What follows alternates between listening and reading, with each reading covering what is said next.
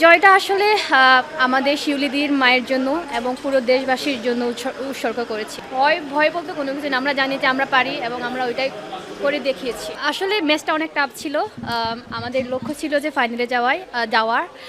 আমাদের এই ম্যাচটা ছিল ডু অর ডাই। বিশেষ করে আমার টিমমেট শিউলি দিদির মায়ের জন্য হলেও দেশবাসীর জন্য হলেও আমাদেরকে আজ এই ম্যাচটা বের হয়ে আসতে হবে।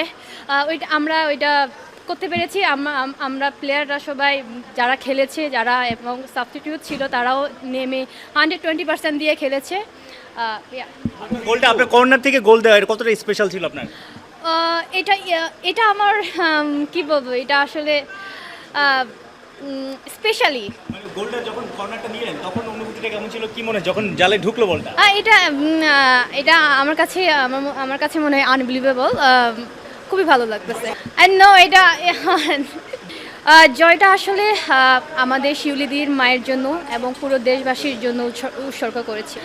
আমরা এখন আমাদের সময় আছে, আমরা 2 দিন সময় পেয়েছি। এখন আমাদের আমাদের কোচিং স্টাফরা যারা আছেন তাদের প্ল্যান অনুযায়ী আমরা মাঠে নামবো।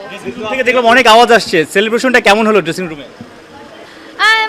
স্বাভাবিকভাবে যেরকম সেলিব্রেশন করা হয় ওভাবেই হয়েছে। চাপ বলতে আমরা এখনো কোনো চাপ দিচ্ছি না। বললামই তো, আমাদের এখনো সময় আছে। আমাদের কোচিং স্টাফরা আমাদেরকে যা বলবে আমরা সেই প্ল্যান অনুযায়ী আমরা খেলবো।